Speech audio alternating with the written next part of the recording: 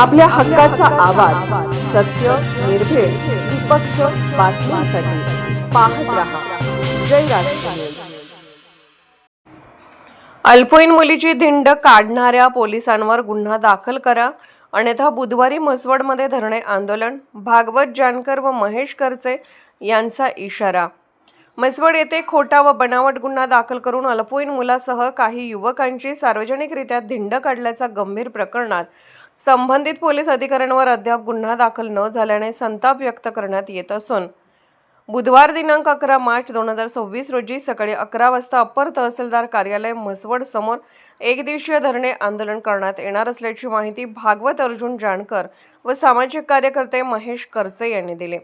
सदर प्रकरणात तत्कालीन सहाय्यक पोलीस निरीक्षक अक्षय सोनवणे व त्यांच्या सहकारी पोलिसांनी अधिकाराचा गैरवापर करून काही युवकांना ताब्यात घेत त्यांच्या विरोधात बनावट गुन्हा दाखल केला आणि त्यामध्ये अल्पवयीन मुलाचीही सार्वजनिकरित्या धिंड काढून बदनामी केल्याचा गंभीर आरोप करण्यात आला आहे. ही घटना मानवी हक्काचे तसेच बाल न्याय अधिनियमाचे उघड उल्लंघन असल्याचे सांगण्यात आले. या संदर्भात अल्पवयीन मुलाच्या पालकांनी माननीय पोलीस अधीक्षक सातारा यांच्याकडे पुराव्यासह लेखी तक्रार दिली असतानाही आजपर्यंत संबंधित पोलीस अधिकाऱ्यांवर कोणतीही ठोस कारवाई करण्यात आलेली नाही. त्यामुळे पोलीस प्रशासनाकडून जाणीवपूर्वक टाळाटाळ केली जात असून आरोपी पोलिसांना वाचवण्याचा प्रयत्न सुरू असल्याचा आरोप करण्यात आला आहे. अल्पवयीन मुलाची धिंड काढणे, त्याची ओळख जाहीर करणे आणि सार्वजनिकरित्या बदनामी करणे हा अत्यंत गंभीर व बेकायदेशीर प्रकार आहे.